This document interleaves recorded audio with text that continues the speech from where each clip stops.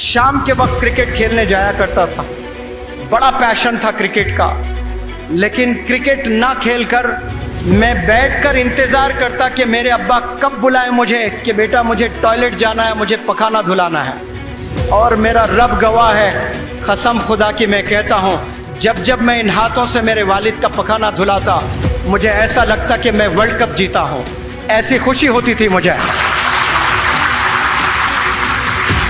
اور میں سمجھتا ہوں کہ وہ پیرالیسس کی حالت میں جو میرے ابا حضور اپنے ہاتھوں سے پخانا نہیں دھو سکتے تھے، ایک نوجوان بچہ اور والد کی خدمت کر رہا ہے، اس وقت میں میرے والد نے کیا دعا کی پتہ نہیں مجھے، اس کی وجہ سے آج میں ایک ٹیچر بنا ہوں، ایک ٹرینر بنا ہوں، ایک موٹیویشنل اسپیکر بنا ہوں۔ یہ میں میری ٹیلنٹ سے نہیں بنا، یہ میرے ایبیلٹیز سے نہیں بنا، یہ میرے والد کی دعا کی وجہ سے بنا۔ ہماری قوم کو لیڈرز کی ضرورت ہے، آنے والے زمانے میں بہت ذمہ دار لیڈرز کی ضرورت ہے، اس کے لیے ذمہ دار ماؤں کی ضرورت ہے، بہترین ماؤں کی ضرورت ہے۔ مائیں آ کر روتی ہے میرے پاس میں، آنکھ نہیں ملا سکتی، رو رو کر حلق سوکھ گیا تھا۔ پھر وہ بتائی کہ میرا بچہ 6th میں پڑھ رہا ہے اور گندے موویز دیکھتا ہے اور روزانہ دیکھ رہا ہے، ریگولیرٹی کے ساتھ میں دیکھ رہا ہے، وہ کل جا کر کچھ پائے گا لائف میں؟ بلکہ اس کی عمر کیا ہے، 8 سال عمر ہے، 9 سال اس کی عمر ہے، 10 سال میں پورا بگڑ گیا ہے۔ وہ اتنی گندگی ہو گئی ہے کہ آٹو ڈرائیور سے عشق بازی کر رہا ہے، نوکروں سے عشق بازی چل رہا ہے، الیکٹریشین گھر میں آئے تو الیکٹریشین سے عشق بازی ہو رہی ہے، گیس والا بندہ آیا گیس والے سے عشق بازی ہو رہی ہے، زومیٹو کے نام سے کوئی بچہ دینا آیا، دیا برگر دیا ہے، پیزا دیا ہے، آپ نے لیا، کوئی لڑکی لی ہے، عشق بازی شروع ہو گئی ہے۔ اسی لیے اللہ نے پردہ کیا ہے، اسی لیے اللہ نے منع کیا ہے۔ اللہ بہتر جانتا ہے تمام چیزوں کو، کیوں اللہ نے نامحرم سے دور رکھا ہے؟ یہ اس لیے رکھا ہے کیونکہ ہر انسان پر شیطان سوار ہے، وہ ہمیشہ 24 آورز آپ سے گناہ کروانے کے لیے پورے ٹیکٹکس پلے کرتے رہتا ہے۔ ہم نے وہ شیطان کے ٹیکٹکس سے بچنا ہے، وہ بچنے کے لیے آپ صلی اللہ علیہ وسلم نے طریقے بتائے ہیں، وہ طریقوں پر جو چلتے ہیں وہی کامیاب ہوتے ہیں۔ ہر بندہ چاہتا ہے کہ ایجوکیشن کریں، لیکن ایجوکیشن کے نام پر آپ زنا کرو گے، ایجوکیشن کے نام پر آپ حرام کام کرو گے، اور وہ حرام عادتیں آپ میں، آپ کے خون میں آپ بسا لیے ہو، اور اس کے بعد آپ شادی کرو گے اور جا کر بچے پیدا کرو گے تو حرام کے بچے پیدا ہوں گے۔ اور کیا حرام کے بچوں سے ہماری قوم میں کوئی لیڈر پیدا ہو سکتا ہے؟ دنیا پوری بگڑ گئی تھی، گمراہ تھی، اندھیرے میں زندگی گزر رہی تھی، کوئی روشنی نظر نہیں آ رہی تھی، تب اللہ سبحانہ و تعالی ایک ٹیچر کے طور پہ آپ صلی اللہ علیہ وسلم کو اس دنیا میں بھیجے ہیں۔ آپ صلی اللہ علیہ وسلم نے کہا مجھے معلم بنا کر بھیجا گیا، مجھے ٹیچر بنا کر بھیجا گیا۔ آپ نے اگر کامیاب ہونا ہے تو ٹیچرز کا ہاتھ تھام لیں، مدارس کے ٹیچرز کا ہاتھ تھام لیں، اپنے سکولز کے ٹیچرز کا ہاتھ تھام لیں۔ قسم خدا کی گمراہ نہیں ہو سکتے، کامیابی کی منزل چھو کر رہو گے آپ۔ اس دنیا میں 2 چیزیں جو سب سے مشکل ہے، نمبر 1 ایمان کی حفاظت، آلموسٹ امپاسبل ہو چکا ہے، برائے نام نظر آ رہا ہے کہ ہم لوگ مسلمان ہیں، لیکن واقعے میں ایمان ہے یا نہیں ہے یہ اللہ سبحانہ و تعالیٰ ہی جانتا ہے۔ ایمان کی حفاظت اس دنیا کا سب سے بڑا چیلنج ہے، سب سے بڑا چیلنج۔ دوسرا جو سب سے بڑا چیلنج ہے وہ ہے بچوں کی تربیت۔ ایک بچے کو نہیں پال پا رہا ہے باپ، ایک بچے کی تربیت نہیں کر پا رہا ہے۔ ایک دور تھا 12 بچے ہوا کرتے تھے، ایک گھر میں 10 بچے ہوا کرتے تھے، ایک بچے کو لے کر پریشان ہے والدین۔ کیوں؟ کیونکہ ان میں وہ کوالٹیز نہیں ہیں، وہ اللہ کے قریب نہیں ہیں، وہ دنیا کی زندگی میں گم ہو چکے ہیں، پیسے بنانے میں گم ہو چکے ہیں، تربیت کرنے میں وہ زیرو ہیں، اور بچوں سے ایکسپیکٹ کر رہے ہیں کہ وہ ہیرو ہو جائے، سوال ہی نہیں ہے۔ کامیابی کی پہلی سیڑھی آپ کے والدین ہیں، آپ کے والدین ہیں۔ آپ کے والدین ہیں. میتھمیٹکس نہیں ہے کامیابی کی سیڑھی, کمپیوٹر سائنس نہیں ہے کامیابی کی سیڑھی.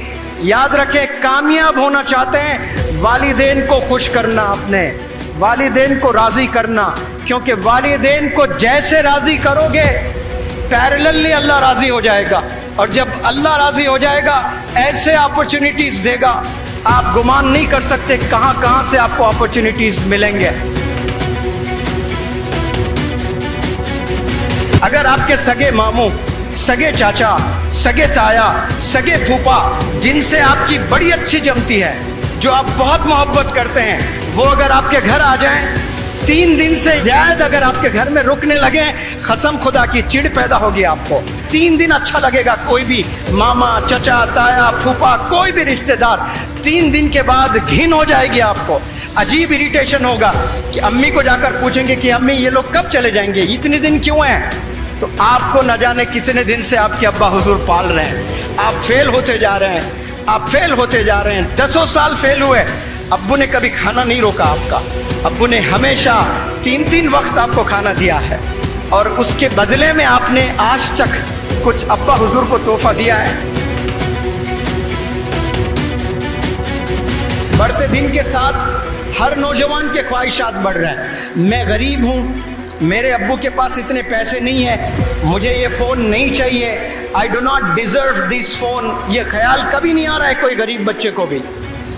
میں غریب ہوں, مجھے اچھی پڑھائی حاصل کر کے ملٹی نیشنل کمپنی میں جاب کرنا ہے, میرے گھر کے سارے پرابلم سالو کرنا ہے.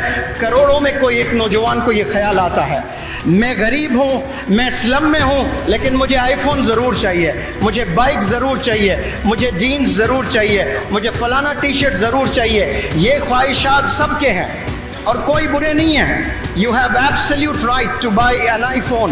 You have absolute right to buy the bike of your choice. والد کے پیسوں سے نہ خریدیں, آپ اپنے خود کے پیسوں سے خریدیں, تب پتہ چلے گا کہ 1 روپیہ کمانا کتنا مشکل ہوتا ہے. آج شہر جائیں, حیدرآباد, بنگلور, ممبئی, ایسے بڑے بڑے شہر جائیں آپ کو ایسے بھی ینگسٹرز ملیں گے جو گریجویٹس ہیں, جو انجینئرنگ کیے ہیں, جو پوسٹ گریجویٹس ہیں, جو MBA کیے ہیں. یہ کرنے کے بعد نہ جانے کتنے ینگسٹرز آج سویگی میں کام کر رہے ہیں, آج زومیٹو میں کام کر رہے ہیں, آج اوبر اولا گاڑی چلا رہے ہیں. اس کے لیے کیا مسلمان قوم پیدا ہوئی ہے کہ ہم لوگ سویگی گھر گھر جا کر کھانا ڈالیں؟ کوئی حرام کام نہیں ہے, بالکل حلال ہے. لیکن اگر آپ نے سویگی میں ہی آپ نے کھانا ڈالنا تھا, اس کے لیے ماسٹرز ان بزنس ایڈمنسٹریشن کی کیا ضرورت, اس کے لیے B.Tech کی کیا ضرورت, اس کے لیے M.Tech کی کیا ضرورت؟ بڑی بڑی پڑھائی آپ نے پڑھ لی ہے لیکن کہیں جاب نہیں مل رہی. کیوں؟ کیونکہ علم نہیں ہے, آپ کے پاس میں نالج نہیں ہے. یہ جو دوسرا ہاتھ ہے, اس میں اسکول کا بیگ آپ نے پکڑنا ہے, اس میں کتابیں ہونا چاہیے, اس میں قرآن ہونی چاہیے, اس میں ماڈرن ایجوکیشن کے بکس ہیں وہ ہونے چاہیے, اس بیگ میں کمپیوٹر ہونا چاہیے, لیپ ٹاپ ہونا چاہیے. قسم خدا کی ایسا اگر کرنے لگے نوجوان, مسلمان قوم کے نوجوان بچوں, ایک ہاتھ میں ٹیچر کا ہاتھ تھام لیں اور ایک ہاتھ میں آپ کے ماڈرن ایجوکیشن قرآن مجید آپ تھام لیں, 1000 مولانا ابوالکلام آزاد پیدا ہوں گے انشاءاللہ, 1000 ڈاکٹر APJ کلام پیدا ہوں گے انشاءاللہ. میں ابھی عقل کنواں میں, میرا وقت بہت زیادہ گزر رہا ہے. مولانا حذیفہ بستانوی صاحب کہہ رہے تھے, سر یہ ذکر آپ ہر سپیچ میں رکھتے ہو کہ مولانا ابوالکلام آزاد صاحب جب 12 سال کی عمر کے تھے آپ نے لائبریری سیٹ اپ کی تھی. تو سر میں نے بھی جب 12 سال کی عمر تھی انڈیا کی پوری ہسٹری پڑھ لی تھی میں نے. تو آج ماشاءاللہ کتنے بڑے مدارس, کتنے بڑے اسکول, کتنے بڑے کالجز, ابھی 5 یونیورسٹیز ڈالنے کی جرت کر رہا ہے. ایک عالم دین 5 یونیورسٹیز ڈالنا, یہ مدرسے کے بچے کیسے ذہین ہوتے ہیں.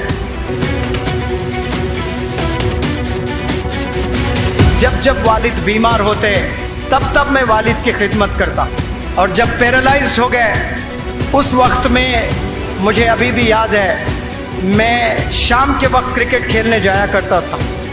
بڑا پیشن تھا کرکٹ کا, لیکن کرکٹ نہ کھیل کر میں بیٹھ کر انتظار کرتا کہ میرے ابا کب بلائیں مجھے کہ بیٹا مجھے ٹوائلٹ جانا ہے, مجھے پخانہ دھلانا ہے. اور میرا رب گواہ ہے, قسم خدا کی میں کہتا ہوں, جب جب میں ان ہاتھوں سے میرے والد کا پخانہ دھلاتا مجھے ایسا لگتا کہ میں ورلڈ کپ جیتا ہوں, ایسی خوشی ہوتی تھی مجھے.